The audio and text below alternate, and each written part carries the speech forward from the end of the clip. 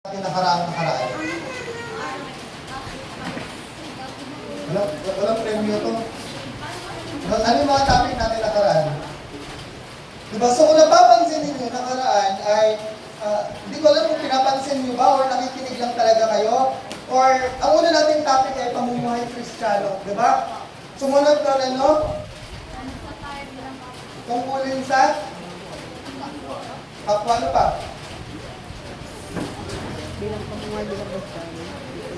Ayun. So ngayon naman, akarugtong to sa mga part ng buhay natin bilang Kristiyano ang bigyang pansin natin, no? So, malamig mo na. So, ayan.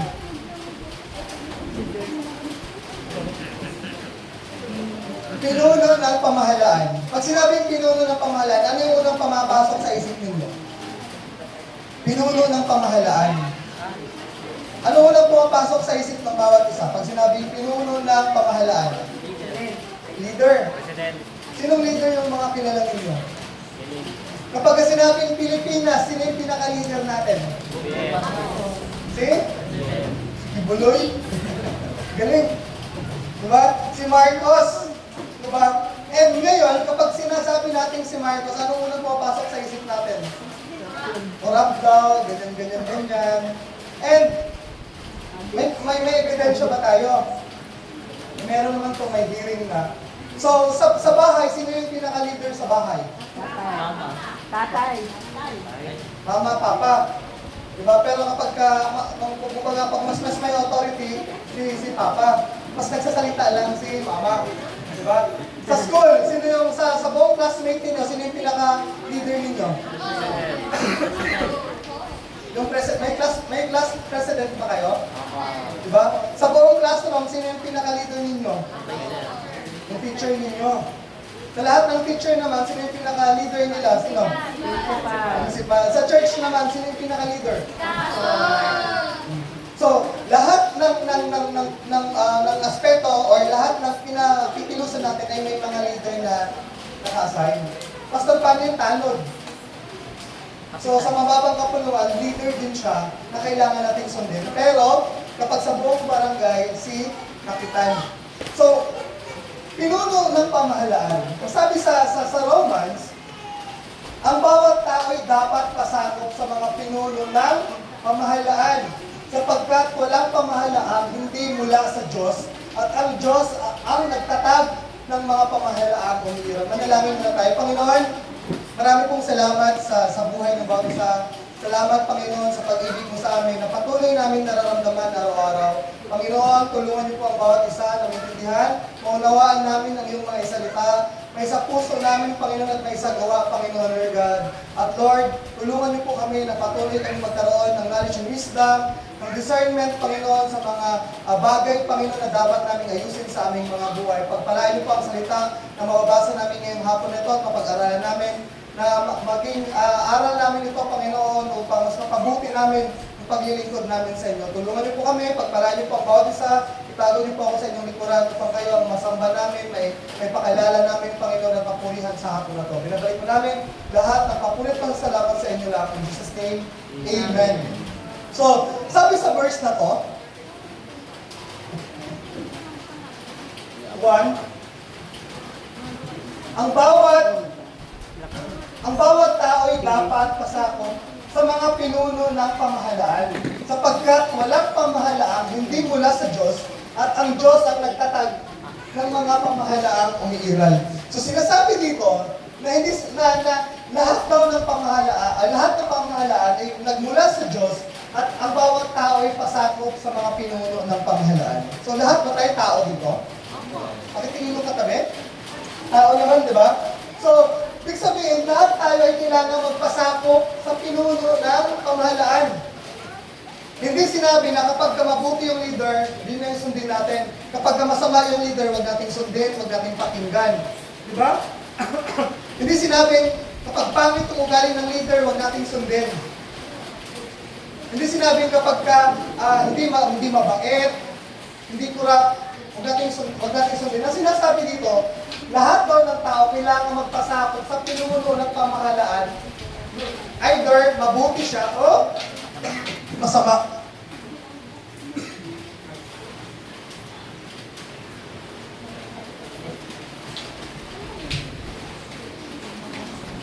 Minsan, no, pakiramdam natin yung mga magulang natin ang stricto sa atin.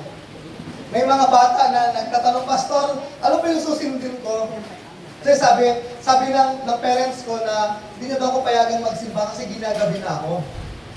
And sabi niya, Pastor, gusto kong magsimba kasi alam ko para to kay Lord. Pero anong sinabi ko sa kanya? Paano mo mapakita na sumusunod ka sa Panginoon kung hindi ka naman sumusunod sa magulang mo? Hallelujah! So, sabi ko sa kanya, Pastor, bakit ganun? Alam ko naman itong bagay na ito ginagawa ko para kay Lord. Yes, yung heart mo nandoon na. Yes, hindi ka makakapag-church, pero pinapakita mo sa mga magulang mo na in-honor mo si Lord dahil sa pagsunod mo sa kanila. Hallelujah! Diba? Kaya minsan kahit stricto yung magulang natin, na para bang, bakit hindi ka pinapayagan, ang higpit sa'yo, pero kailangan mong sundin kasi mahal mo si Lord. Hallelujah! Amen? So, ganun din. Kapag may sinabi ako sa'yo, kailangan mong makinig kasi kahit anong mangyari, hindi ako yung nagpumilit sa sarili ko dito. Kahit sabihin natin na parang, ay, bigla na lang pumunta dyan si Pastor, ay, bata pa si Pastor, ay, wala pa gano'ng experience si Pastor. Pero ayun, no, sapagkat walang pamahalaan, hindi mula sa Diyos. Kahit ang sama ng presidente natin ngayon, corrupt siya. Diba? Ay, huwag na lang siya. Ay, corrupt naman siya, Pastor, daming corruption. Huwag natin siyang igalang, huwag natin siyang respetuhin. Hindi. Kailangan pa natin ibigay yun. Kasi, hindi man natin naiintindihan kung bakit sila yung nilagay ng Panginoon, pero ang sabi mo, pasakop tayo. Hindi porket ayaw mo ng leader, hindi porket ayaw mo ng pastor ninyo, hindi porket ayaw mo ng barangay captain ninyo, hindi porket ayaw mo ng president sa school nyo, hindi porket ayaw mo ng teacher mo, eh magmamaktol ka na, magagalit ka na, gagawa ka na para kontrahin siya, ihikayat mo yung iba na parang, huwag tayong makinig dyan, ganyan naman yan siya, hindi naman siya ganito, hindi yan siya ganyan, no? Ang sinasabi dito, magpasakop tayo kung sino yung pinuno ng pamahalaan. Hallelujah! Amen? Hindi sinabi dito na kapag ka ganito yung leader, ito yung sundin mo. Kapag ka ganito yung leader, dapat mo kong sundin. Pero kapag hindi ganito, huwag mong sundin. Malinaw, no? Na ang bawat tao ay dapat magpasakop sa mga pinuno ng pamahalaan. Sapagkat walang pamahalaan, hindi mula sa Diyos. Imagine nyo kung bakit nanalo si Marcos. Bakit? Kasi may ilang milyong bumoto sa kanya. Imagine nyo sa buong Pilipinas, ang dami-daming tao, bakit siya pa yung naging presidente? Hallelujah! Parang ganun din, sa church na to, ang daming pastor na pwede mong makilala, pero bakit ako yung nakikita mo every Sunday? Hallelujah! Sa daming pwede mong magulang, bakit yan pa yung magulang mo? Sa dami mong pwedeng maging asawa, pero bakit yan pa yung naging asawa mo? Hallelujah! Amen? Kasi, ang Diyos, kung sino yung niloklok niya dyan, o nakaupo dyan, sino yung naging partner mo, siya yung nakatadhana o nilagay ni Lord na siya yung maging partner mo, o siya yung mamuno. Hallelujah! Ang daming tao pwede, pero bakit yun yung nilagay? Kasi, lahat yan ay nagmula sa Diyos. Hallelujah! Hindi kung saan-saan pa man. At ang Diyos ang nagtatag ng mga pamahalaang umiiral. At lahat ng nangyayari sa mundong to, sa lahat ng mga pinunong lang dyan, kailangan natin malaman na mula yan sa Diyos at ang Diyos yung nagpapairal dyan. So napaka-importante no, na nire-respeto natin yung mga leader na meron tayo. Naalala ko, minsan nasa meeting kami ng lahat ng pastor sa Palawan. May mga pastora na nagkwentuhan sila. And every time na may post about kay Marcos, makikita mo yung pangalan nila doon, nagko-comment sila na parang puro verse yung ginagamit. Pero towards doon sa kay Marcos, example pero totoo siya nangyari. Ngayon, mga harsh yung comment nila na bakit ka ganyan, kung ano-ano pang mga salita nila na binabasihan nila sa verse, binabasihan nila sa Bible. Pastor, mali ba yung tama? Ang hirap naman, Pastor, baka pag sinabi kong mali, tama pala yun. Pag sinabi kong tama, mali pala yun. So, lagi mong tandaan na lahat ng sinasabi natin, ibabalik mo doon sa part na fruit of the Holy Spirit ba to? O baka minsan masyado lang tayo emotional sa mga bagay-bagay. Kaya ayaw mo sumunod sa magulang mo kasi Yung magulang mo, nasaktan ka. Yung magulang mo, hindi naging responsable sa'yo. Yung magulang mo, hindi maayos yung pinalaki. Kumbaga, malayo siya sa'yo, hindi mo siya lagi kasama. Yung magulang mo, mabisyo. Yung magulang mo, harsh sa'yo. Pakiramdam mo, hindi ka mahal ng magulang mo. Kaya ang hirap sumunod sa magulang. Kasi hindi mo nakukuha yung atensyon na yun. Pakiramdam mo, yung teacher mo, ang stricto, pakiramdam mo, bawat kilos mo, parang papagalitan ka ni teacher, kasi stricto siya, ganun-ganun siya. Kaya parang, pag nandyan siya, ayaw mo makinig sa'yo. O kaya, sa may mga asawa na, pakiramdam mo, hindi naman siya talaga parang a perfect guy or perfect husband, or hindi mo nakikita na yung future mo sa kanya, kaya parang may resistance ka sumunod sa kanya. Kaya sa magkakapatid, yung kuya mo parang, si kuya, parang ganito ganyan, kaya ayaw mong sundin sa magkakapatid. So, minsan pakiramdam natin, kawawa kasi tayo, kaya ayaw natin sumunod kasi ayaw natin. Hindi tayo pabor sa pinaglalaban niya, hindi tayo pabor sa ugali niya, hindi tayo sumusunod kasi ayaw natin, may certain ayaw tayo sa kanya sa pinunok na yun. Hallelujah! Pero, pinapaalalahanan tayo na lahat ng umiiral sa mundong to ay mula sa Diyos. So sabi sa verse 2, kaya nga, ang lumalaban sa pamahalaan ay lumalaban sa itinalaga ng Diyos at sila ay nararapat sa parusa. So, ibig sabihin, kapag ka may leader na nilagay ang Panginoon, hindi naman sinasabing mag-compromise ka, sundin mo lang siya ng sundin. Naalala ko, may kaibigan ako, anak ng pastor, nagtatrabaho siya sa isang government, sa government, and sabi niya, nung una daw, tinuturuan siyang gumawa ng mga passes, pero hindi naman nagtatravel yung boss niya. Hindi nagtatravel yung boss niya, pero pinapagawa siya ng papel na nagtatravel yung boss niya. And sabi niya, kaya niya daw sundin, kaya ginagawa niya. After a month, halos 4 months, sabi niya, hindi ko na po kaya sir, magre-resign na po ako. Means, yung heart natin, nakadesign yan para sumunod sa Panginoon. Hallelujah. Kaya bibigyan ka ng heart ni Lord kung ano yung dapat mong gawin sa sitwasyon na yon, na hindi mo kinakalaban yung mga namumuno o mga leader na nandyan. Minsan kasi kapag tama tayo as a Christian, gusto natin ipaglaban yung punto natin kasi tama tayo.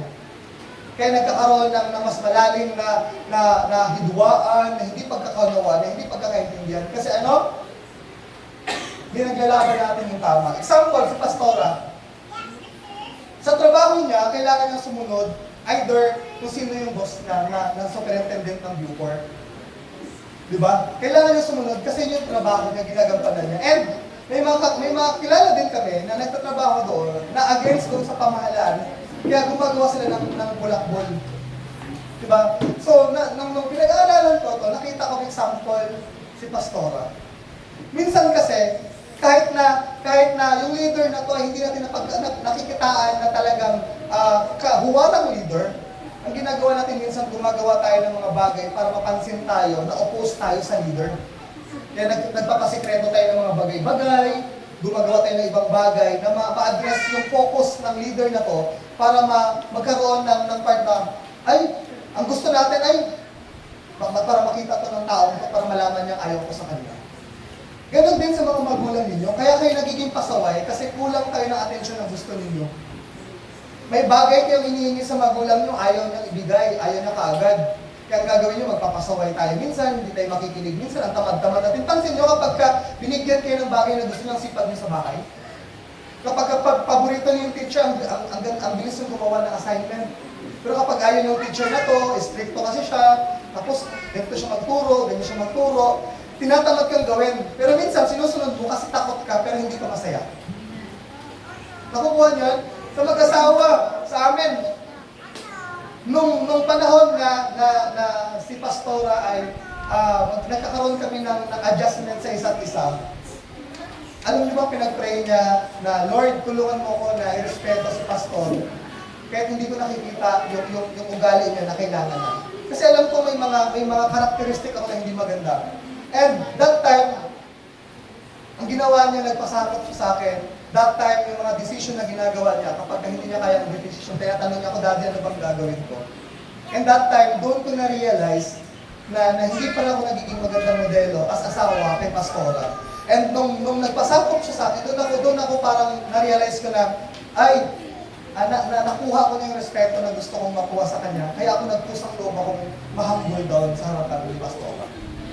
Minsan kasi, sa sobrang tama yung gusto natin ipaglaban, nagkakaroon tayo ng part na tayo yung gagawa ng paraan para ma-call out kung ano yung ayaw natin sa isang leader, sa pamilya natin, sa mga magulang natin, no? Pero, sinasabi dito na ang lumalaban sa pamahalaan ay lumalaban sa ipinilaga ng Diyos. So, ibig sabihin nito, kapag kayong leader na nandiyan ay gumagawa ka ng bagay para sa ikasisira niya or para magkaroon ng problema doon sa buong sistema, hindi mo lang kinakalaban yung leader, kinakalaban mo din yung ipinilaga ng Diyos. Hallelujah. So, kung para mas maintindihan pa natin, susunod ito, the source of authority. So kapag sinabing authority, walang iba yan kundi si Lord. Si Lord yung lahat, wala nang iba. Ngayon, kapag kahimay-himay natin, sabi dito ni Paul established that all authority is derived from God. Sovereignty, even imperfect or pagan rulers are allowed by God to exist. So, bakit ba nandiyan si Kibuloy? Bakit ba kung sino-sino mga leader? Kasi, inalaw ni Lord mag-exist siya lahat. Hindi lang good leader, hindi lang good na pinuno or na hindi lang maayos na magulang, hindi maayos na kapatid or husband or ano. Lahat yan na nandyan, inalaw ni Lord. Di ba? So, kahit na imperfect yan o kung ano man, inalaw ni Lord, bakit? Maaring may matutunan tayo, maaring may kumparahan tayo. Hindi natin alam kung ano yung tunay na will ni Lord. Pero lahat yan ay nandyan kasi inalaw ng Panginoon. Hallelujah. Next. Institution by God. Because authorities are ordained by God, resisting them is a fundamental opposing to God's established order which brings judgment. So, minsan natatanong natin, bakit ganito yung magulang ko? Bakit ito yung magulang ko? Bakit ito yung teacher ko? Bakit ito yung kuya ko? Bakit ito yung pastor namin? Bakit ganito yung leader ng barangay namin? Ganon. And minsan, pakiramdam natin ay hindi dapat ito eh. Kumbaga minsan parang nung panahong hirap na hirap kami, lalo na yung mga magulang ko, nung elementary ako, kasi tatay ko that time, construction worker, tapos ano lang siya, yung nagpapala-pala ng buhangin kasi wala pa siya ganong alam that time. Kumbaga, dahil galing kaming bukid sa Mindanao, pagdating namin dito, mahirap yung trabaho ni Papa, and wala namang bukid-bukid dito, so construction worker si Papa. That time, hirap na hirap kami sa buhay kasi si Mama, kakagaling lang ng sakit sa puso. Kumbaga parang mahina siya. Ngayon, kapag pumupunta ako ng school, naglalakad ako. Everyday, umaga, hapon. That time, yung pasok namin, buong araw pa. And minsan, kapag nakikita ko yung iba, may mga sasakyan sila, may mga motor sila, hinatid ng magulang. Pakiramdam ko, kawawa ako kasi wala kaming sasakyan. Pakiramdam ko, kung yan lang yung magulang ko, mas maganda siguro yung buhay namin. Mas okay. Pero hindi ganun eh. Inalaw ni Lord na sila yung maging magulang ko kasi may purpose si Lord. Kaya kung ano man yung characteristic ng magulang nyo ngayon, sino man yung magulang nyo, either naghiwalay sila, either nakikitaan nyo ng hindi maganda or mabisyo yung mga magulang natin, kailangan pa rin natin silang irespeto. Kailangan pa rin natin silang mahalin. Kailangan pa rin natin silang i-honor. Kasi sila yung mga magulang or mga pinuno na nilagay ng Panginoon sa buhay natin. Hallelujah! Ano pa? Story, kung titignan natin itong verse na to, ito ay sinulat ni Paul. Makinig. Yung verse na to ay sinulat ni Paul, at nung panahon na to, ay ang namumuno o ang hari o ang presidente nila ay si ano? Si Emperor Nero. Diba? Siya yung nanunungkulan. Alam nyo ba, that time, si Emperor Nero ay malupit. Malupit siya, kung sa English, tyrannical. Exercising power in a cruel way. So kapag ka mag-asala ka, pwede kang paluin, hagupitin. Ganun siya kalupit na kapag ka baka may bitay pa, baka may hambalusin ka, kapag ka nagkasala ka sa time niya. So makapangyarihan siya na to the point na malupit na kumbaga may sakitan. Diba? Ano pa? Makasarilis. To the point na self-indulgement, characterized by doing or tending to do exactly what one wants. So kung ano yung gusto niyang gawin, ginagawa niya talaga. Kahit na sino may maapektuhan maraming tao yung pamatay, maraming tao yung masasaktan, maraming tao yung mas mahihirapan. Ginagawa niya kasi yun yung gusto niya. Diba? Ano ba? Mabisyo. Diba? Indulging in or characterized by sensual pleasure to a degree perceived to be immoral. So, maring babaero siya, maring palainom siya, lahat, mabisyo siya, ganun siya, kasama. Diba? Ganun siya, kabisyo, malala. Ano ba? Mapilit, compulsive, resulting or relating to an irresistible urge. Kapag kami sinabi siya, gawin mo to, kailangan mong gawin. Kahit na may anumang epekto yung mangyari, kailangan mong gawin. And, kurakot. Cause to act dishonesty in return for money or personal gain.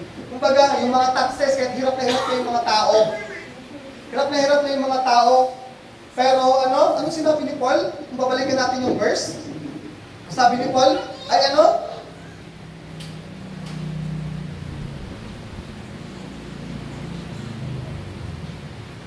So habang ganun si Emperor Nero, kung babalikan natin yung verse sa Romans 13, nasabi niya ang bawat tao ay dapat pasakop sa mga pinuno.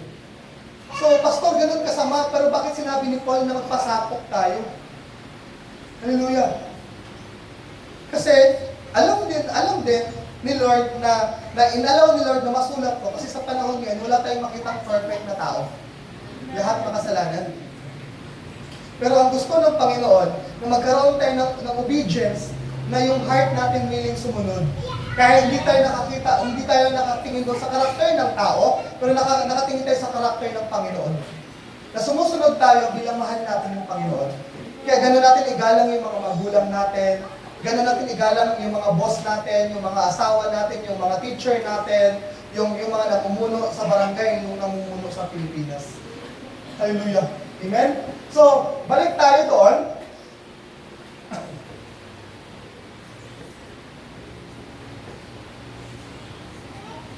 Kay Emperor Nero, sa kurakot siya, and lahat ng mga nakikita mo, hindi kaaya-aya, sa kanya makikita mo na. Hallelujah. Pero, bakit sinabi ni Paul na magpasakop tayo sa mga pinuno ng pamahalaan?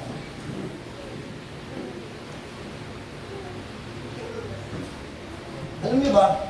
Kasi bilang tao, gusto natin na ang sundin nating tao ay mabuti, maganda. Kumbaga gusto natin perfect yung ugali niya, maayos siya lahat. Gusto natin, kaya minsan, pakiramdam natin, na-earn natin yung trust, na-earn natin yung respect, kasi nasa atin na lahat ng katangian na maganda. Pero ano ba tayo beyond doon sa mga pinapakita natin sa harapan? Ano ba yung laman ng heart natin? Ano ba yung laman ng mind natin? Baka minsan ang ganda ng imahe natin, pero hindi naman yung puso natin para kay Lord. Diba? So next, sabi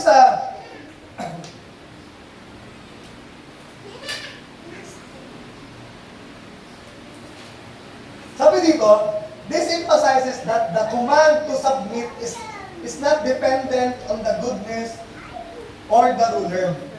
Of the ruler yan. So, sinasabi dito na hindi porket mabuti yan o maganda yung ugali na yun na yung susundin natin.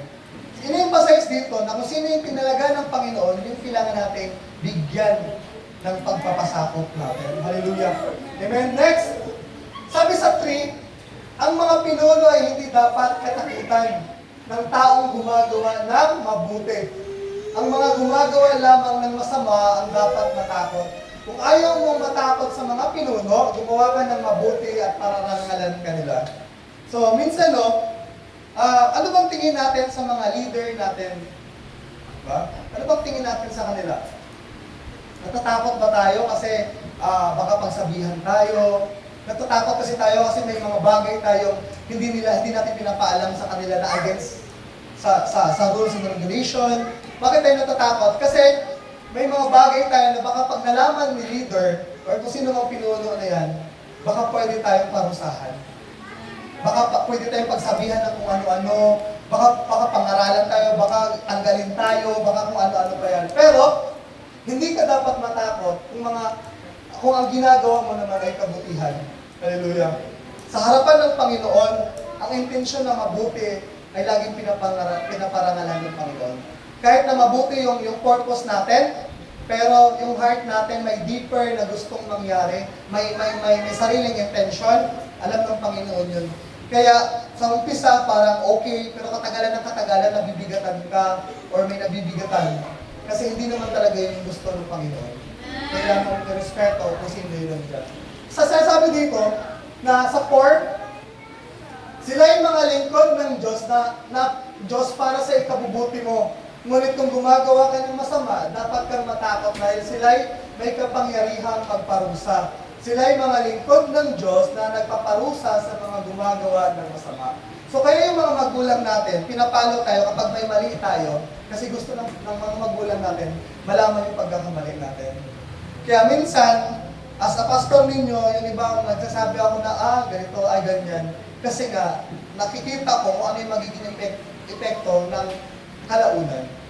So, lahat ng mga sinusunod natin na leader or kung sino man yan, nilagay yan ni Lord dyan para matuto tayo o may matutunan tayo o kailangan tayong disiplinahin. Baka kasi kaya ka nagre-resist sumunod kasi may part sa'yo na nasasagi ng leader na to. May pride na nasasagi sa'yo kaya ayaw mong sumunod sa kanya. So, next, God's servant for your good. Diba? It is designed ang daming S pa. It is designed to maintain peace and justice. Kapag yung mga leader na yan for good, kasi mini-maintain nila yung peace at saka justice. Kasi minsan, as a regular member, classmate o ano man, nakikita natin yung view natin, yung point natin. Pero yung leader natin, nakikita yung iba pang bagay na hindi natin nakikita. Pastor, bakit po karamihan ng leader lalaki? Bakit kaya? Bakit kaya? Kasi yun yung design ni Lord. Kaya unang nilikha si Adan, kasi para ipakita na ang leader na design ng Panginoon ay lalaki. Kasi kung ayon sa science, alam niyo ba na yung babae ay magulo mag-isip.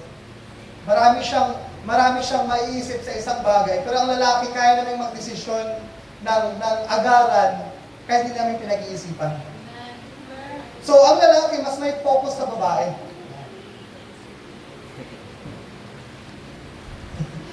Totoo na yung pastor. Hindi kayo naniniwala, no? Ang lalaki ay nakadesign kami na parang ang simple lang namin. Kung ito, yan na. Hindi namin ginagawang komplikado. Kaya minsan, nahirapan kayong sumunod sa mga asawa ninyo, sa mga, di ba lang kung may mga jowa yung iba sa inyo, o tatay ninyo. Kasi parang yung nanay ninyo, ang detailed.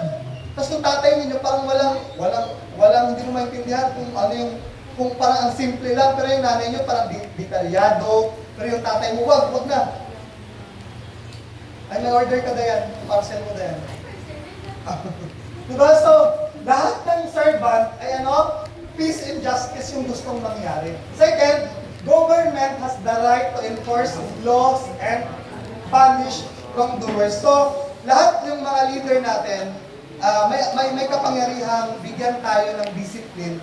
Diba? Ano pa? Authorities act as agents of God's wrath, bringing justice upon those who do wrong. So, yung mga authorities na yan ay inalaw ni Lord para paalalahanan tayo or i-disiplina tayo. Next. Sabi sa 5, kaya nga dapat kayong pasakop sa kanila, hindi lamang upang hindi kayo maparusahan, kundi alang-alang na rin sa inyong budhi. 6, iyan din ang dahilan kung bakit kayo nagbabayad ng buwis. Ang mga pinuno ng pamahalaan ay mga lingkod ng Diyos at ito ang kanilang tungkulin. 7, ibigay ninyo sa bawat isa ang nararapat sa Kanya, magbayad kayo sa mga dapat bayaran, at magbigay kayo ng buwis na dapat buwisan. Igalang ninyo ang dapat igalang, at parangalan ninyo ang dapat parangalan. So, kami pakibalik sa 5. So, sabi dito, kaya nga dapat kayong pasakop sa kanila, hindi lamang upang hindi kayo maparusahan, kundi alang-alang na rin sa inyong mga budhi. So, ibig sabihin ng budhi ay ano? Konsensya. Di ba? So, either mabuti o masama yan, kung yun yung leader na nandyan, kailangan natin mag-obey, i-respect at i-honor. Hallelujah, para kay Lord. So, next, sabi, conscience, not just fear. Submission should not be out of fear or of punishment alone, but as a matter of conscience before God. So, hindi ka sumusunod sa leader na yan, o sa tao na yan, kasi ano, natatakot ka. Kumbaga, sinusunod mo yan bilang pagsunod mo sa Panginoon. Hallelujah! Next! Taxes, tolls, and revenues are to be paid because officials are God's servants giving their full time to governing. So, ibig sabihin, kung dati, nagbibigay sila ng mga taxes nila kahit wala na sila, sa panahon natin ngayon, i-put natin to as our parang tithes and offering para kay Lord. Diba? Kumbaga, dahil ako naman ay ginagamit lang din ng Panginoon, and naniniwala ako na bilang nilagay ng Panginoon, si Lord pa rin yung dapat natin paglingkuran. Kaya yung mga binibigay natin sa tithes and offering natin, ay binibigay natin yan para kay Lord. Nangyayari lang na minsan may ginagawa tayo para sa church, para pagandahin kung ano yung nangyayari sa church. Pero kung tatanungin niyo ako, Pastor, lahat ba ng nangyayari sa church, alam mo, syempre naman po. Kumbaga parang lahat ng mga nangyayari dito ay tinatanong ako kung ano yung pwede ba to, pwede ba yan. Diba? So, kaya ngayon kapag may trabaho kayo, katulad ni Pastora, ilan yung tax mo, mami? So si Pastora, sa buong sweldo niya, ang tax niya ay 6,000. Ganon kalaki yung tax niya. Pastor, ilan yung sweldo niya? 7,000 lang. So, ang tax niya, 6,000. Kung isipin mo yun, Pastor, parang sa may mga trabaho dito na ang sweldo, 10K to 12K, laki nun, kalahati na. Pero, iisipin ba namin na, ano ba yun, parang kurakot naman itong gobyerno na ito, magbabayad-bayad ng tax, kurap naman, ibubulsa lang nila. Hindi. Kasi, alam namin ni Pastora na yun yung kailangan namin ibigay sa gobyerno. Pastor, nagtatithes and offering pa ba kayo? Yes. Kasi yun yung binibigay namin para kay Lord. Yung tax na 6,000 na yun, para sa government. Pero yung tax na binibigay namin para kay Lord, yun yung nasa heart namin ibigay sa church. Sinusunod namin yung batas sa lupa. Sinusunod din namin si Lord sa kanya. Kasi binibigay namin yung para sa kanila, o sa tax dito sa lupa, binibigay din namin yung para kay Lord.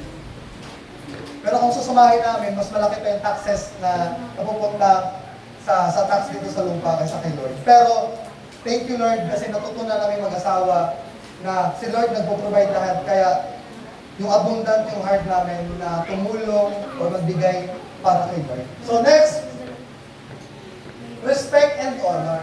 Paul extends this to paying respect and honor to whom it is due, regardless of whether one's agree with a specific leader. So yung respect and honor na yan, binibigay natin sa kahit sinong leader, kahit na-agree tayo sa pamamalakad na o hindi. So, bilang nag-aaral kayo, ang pinaka-leader ninyo, ang mga teacher ninyo, sa bahay ninyo, mga magulang ninyo. So, nire-remind tayo ng Panginoon na yung respect and honor sa kanila ay laging nandyan. Lalo-lalo na sa mga magulang natin, kung sino man yung mga tumatayong mga magulang natin sa tahanan natin, sino man yung mga teacher natin, at sino man yung mga leader natin spiritually, kailangan natin bigyan ng respect and honor. Kung ano yung pinapagawa sa'yo, kung ano yung sinasabi sa'yo, kung ano yung opinion niya sa'yo, kung ano yung suggestion niya sa'yo, di ba? So, hindi porket hindi ka agree sa leader na to, ayaw mo sa kanya, hindi ka na magbibigay ng respect and honor. Hallelujah! Next! Conclusion. Limits to obedience. While submission is required, it is not blind obedience. If an authority commands a violation of God's law, Christian must obey God rather than men. Hindi ko sinasabing sundin nyo lahat ng yan, tapos masaalang-alang yung Panginoon. Laging isipin ninyo na si Lord yung above sa lahat. Halimbawa, itong taong to ay leader na to, hindi naman Christian, pero hindi naman siya nakakasagi doon sa God's law. Diba? Pwede natin ilagay yung sitwasyon natin na sige. Pero kung nakikita natin na na naapektuhan yung views natin sa law ng Panginoon, doon tayo magkaroon ng pwedeng umalis tayo na dyan, huwag na natin ituloy.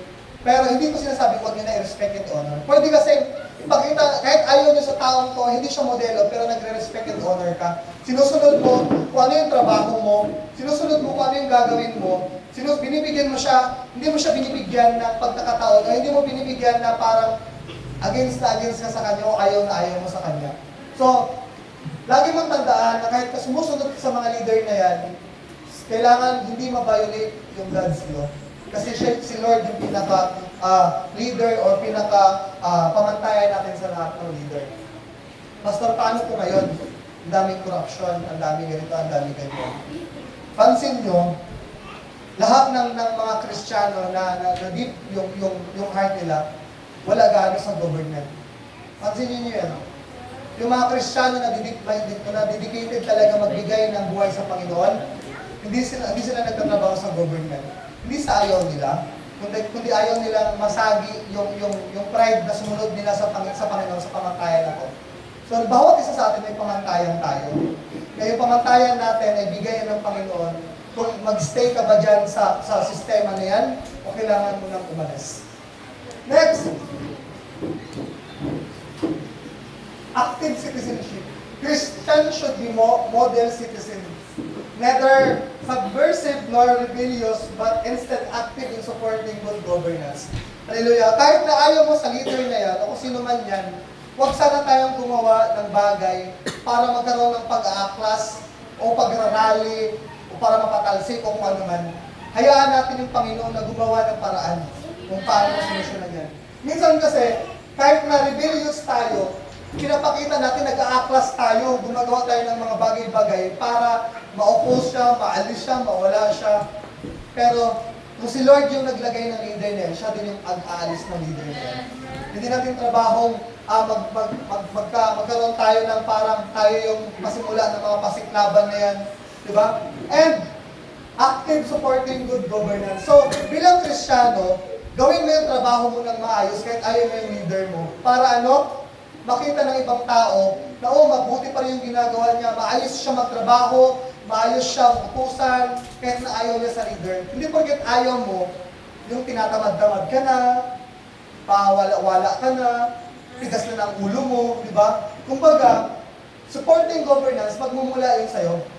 Na ginagawa mo ng maayos yung kung ano yung part mo sa sistema na yan, sa lugar na yan, ginagawa mo ng maayos, makikita ng iba na, ang bait naman ito, na parang kahit ayaw niya sa leader na to, ginagawa niya pa rin maayos yung trabaho niya para makita na mabuti siya sa ginagawa niya. Hallelujah! Kaya, laging nagsisimula sa ating mga Kristiyano kung ano yung mangyayari sa kabuuan. Kung halimbawa may isang bulok na kamatis, magiging bulok yung iba. Maghawa-hawa or maadap na ba. Kaya bilang Kristiyano, sikapin natin na tayo ay magiging magandang ehemplo sa pagsunod natin kung sino yung nilagay ng Panginoon. Again, kung nilagay yan ng Panginoon, siya rin yung magtatanggal dyan. Hayaan natin ang Panginoon ang humusga. Hayaan natin ang Panginoon ang maging daan, diba, sa lahat ng pagbabago ng gusto natin. Besides, kaya minsan, parang hindi natin nagagampanan yung part na to kasi hindi nyo naman tinitignan yung spiritual aspect na meron tayo bilang bilang isa sa mga malaking part sa buhay natin. Paano ba to? Minsan may mga kabataan na nagkukwento sa akin na, Pastor, may nanliligaw ako. Kaso lang ganito siya. Pastor, sasagutin ko ba to? Alam mo sinasabi ko sa kanya? Sabi ko, ano ba yung gusto mong mangyari sa buhay mo? Kung sasagutin mo yan, kaya mo bang mag-focus pa rin kay Lord? Kaya mo bang ma-achieve yung mga goals mo, mga dreams mo? Sige, kung masaya ka dyan na maging kayo, kaya mo bang mag-set ng limitation? Minsan may mag-chat sa akin na Pastor, magkukwento lang siya ng certain nangyari sa buhay na just hingin niya yung opinion ko. Alam nyo kasi, kung gusto natin na mas magkaroon tayo ng mas magandang future, tingnan natin yung spiritual aspect natin na mas malaking part doon sa kabuuang buhay natin. Ilagay natin yung mga leader sa simbahan natin, o yung mga pastor natin, o yung mga mentor natin, na magkakaroon ng malaking part sa buhay mo. Pastor, katulad ng isang bata na, Pastor, Gusto kong magsimba pero ayaw ng magulang ko. Akala niya kapag nagsimba siya kahit magagalit yung magulang niya, ikatotowa ko yun. Nung sinabi ko na huwag kang magsimba, sundin mo yung magulang mo, ang reply niya sa akin, aw. Naramdaman ko na discourage siya sa sinabi ko. Naramdaman ko na na-discourage siya, pero naniniwala ko na may knowledge and wisdom ako towards doon sa kanya kasi inallow ni Lord na ako yung pagtanungan niya bilang leader. Minsan kasi, tingin natin, pinaglalaban natin yung tama para kay Lord. Pero yung knowledge and wisdom na tanungin mo sa leader na to, sa mentor na to, iba yung ma-expect mo. Iba yung sagot niya sa'yo. And doon ko na-realize na ang pagkakaiba ng leader sa hindi.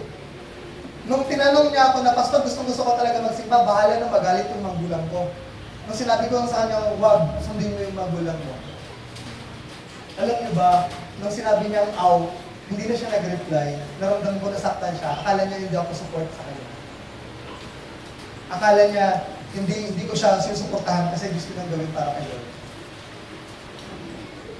Ang bawat leader ay may knowledge and wisdom na nagmumula sa Diyos na hindi natin, wala tayo nun kasi sila yung nilagay ni Lord para sa mga bagay na yan. So, Pastor, ano yung magiging part mo sa buhay namin? Tanungin mo ako kung ano yung gusto mong gawin mo sa buhay mo. Kung ano yung mga question mo sa buhay mo. Pastor, paano yan? Anong gagawin ko? Ayaw ko na. Gusto ko pa. Diba? Gusto kong ganito, gusto kong ganyan.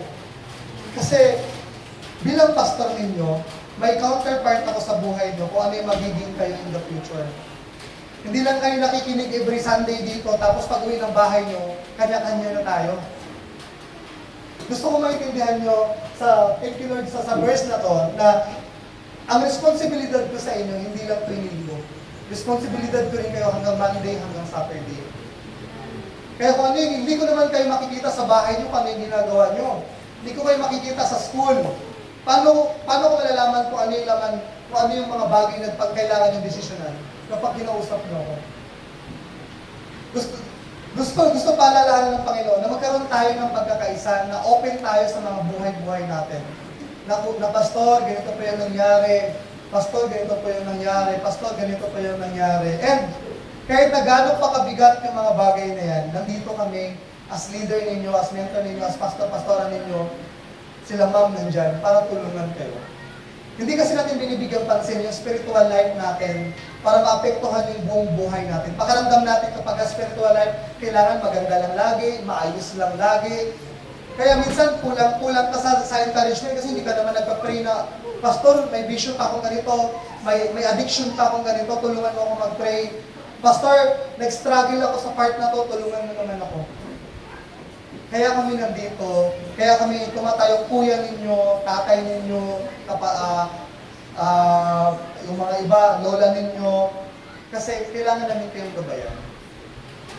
Mukha lang akong bata sa katayuan, pero hindi nyo nakikita kung ano yung knowledge na meron ako sa back ng head ko. Maring ang ilan sa atin parang paano ba mag-open, Pastor? Paano ko ba sasabihin sa'yo? Kapag ginawa natin, isipin natin kung paano natin papuyan ng Panginoon sa pagkakaroon ng pagkakaisa at pagkakunawa sa bawat isa sa atin. Kasi, minsan, na-realize ko na, Lord, kulang ba ako sa pagpapaalala sa mga bata na ito na nandito kami para i-guide sila? Lord, kulang ba ako sa pakikipag-salamuha sa kanila kung paano sila tulungan sa panalangin, tulungan sa decision making. Kaya ituring natin na yung spiritual na kasama natin dito ay kasangga natin sa paglago natin sa buhay natin. Hallelujah. So, hindi kami nandito para husgahan kayo. Hindi kami nandito para hayaan kayo, pabayaan kayo. Kung halimbawa, pakiramdam nyo, Pastor, pakiramdam ko, hindi ako paborito ng magulang ko. Pastor, pakiramdam ko, ang sama ng tingin sa akin ng kapatid ko. Pastor, pakiramdam ko, ganyan. And thank you Lord sa mga bata na tinitignan ako as leader nila na sa decision na ginagawa nila. So, lagi niyong tandaan na nandito kami para tulungan kayo. Hindi para pabayaan kayo. Kaya i-consider niyo kami na magkaroon kayo ng eagerness or ng boldness na tanungin kung ano yung, ano yung matutulong namin sa inyo or ano yung gagawin niyo sa mga bagay niyo. Hallelujah. Next, dual citizenship. Believers hold citizenship in heaven and earth. We should live responsibly in both realms. So, namumuhay tayo ng masunurin dito sa mundong to, sa mga leader na yan, kasi sa langit, ganun din naman yung gagawin natin. Diba? And application. Focus on the gospel. Our ultimate hope is not in earthly government, but in King Jesus. So, mag-focus tayo sa part na sumusunod tayo para sa ating Diyos, di ba? Ano pa?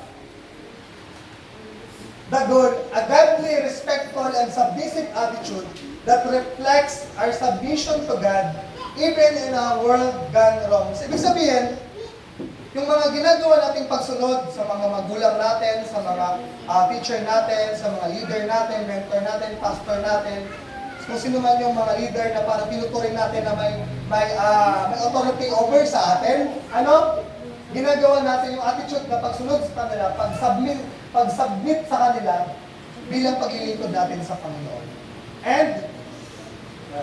And makikita natin dito na ni-emphasize ng verse na to na sumunod tayo, magpasakop tayo.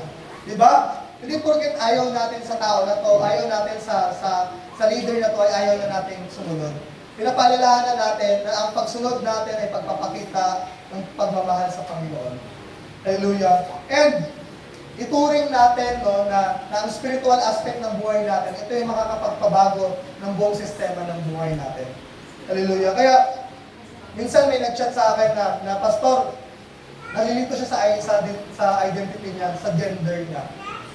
Diba? So, may mga critical na question na pwede mong i-open sa amin para matulungan ka namin sa part na yun. Nandito kami as a church, as a leader, as a spiritual na kaanak or na mentor para tulungan ang bawat isa sa atin. Lalo pat marami dito sa atin ay kabataan. So, ang kabataan, mabilis pa kayo matukso. Minsan may mga bagay kayo mabilis kayong magdesisyon, hindi nyo pinag-iisipan. May mga bagay na nasasaktan kayo, pero dapat hindi naman dapat. May mga bagay na ang agresibo ninyo. May mga bagay na ayaw nyong gawin, ayaw nyong sundin. Nandito lang kami para sa inyo. So, hindi porket kaya nyo na mamuhay araw-araw, wala na kami pakialam sa inyo. Nire-remind tayo na nandito kami as leader ninyo para ipaalala na nandito kami kung may mga bagay kayo na gustong buksan, gustong marinig, gustong magkaroon ng wisdom sa mga part na yan. So, manalangin tayo. Panginoon, maraming salamat, Panginoon, Lord God, sa mga salitang ito. Panginoon, alam namin na minsan, Panginoon, nagkakaroon kami ng pamantayan sa aming mga sarili. May mga rules and regulation kami. May mga expectation kami, Panginoon, sa mga tao, Panginoon, Lord God. May expectation kami, Panginoon, sa certain tao, Panginoon, na Lord, minsan pag hindi naabot, Panginoon, Lord God, hindi kami nagkakaroon ng respect and honor, Panginoon, Lord.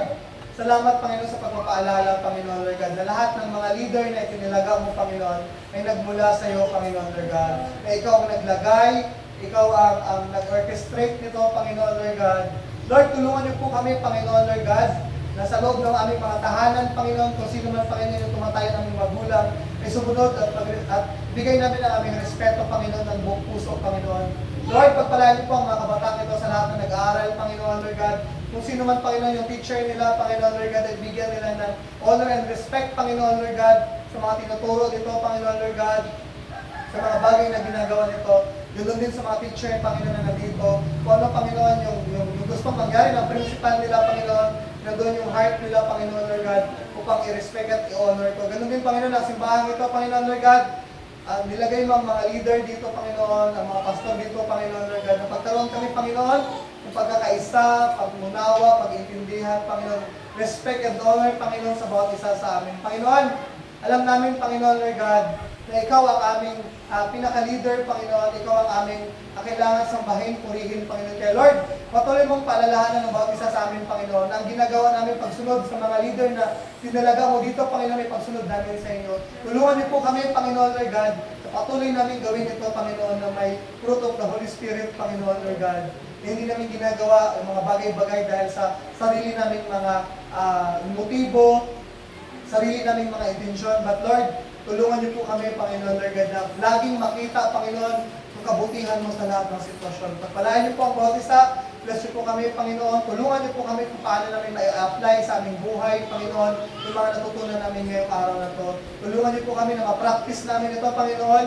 Ma-put into actions namin ito, Panginoon, Lord God. At makita sa aming mga buhay ang mga pagbabago na kailangan namin, Panginoon. Lord God, tulungan niyo po ako, tulungan niyo po kami. Pinabalik ko namin lahat ng papurit pasasalamat sa inyo lang. In Jesus' name, Amen. So, ayun, sa ating pagbibigay, so, malaya tayo magbigay, and pagtapos magbigay ay mag-groupings na naman tayo.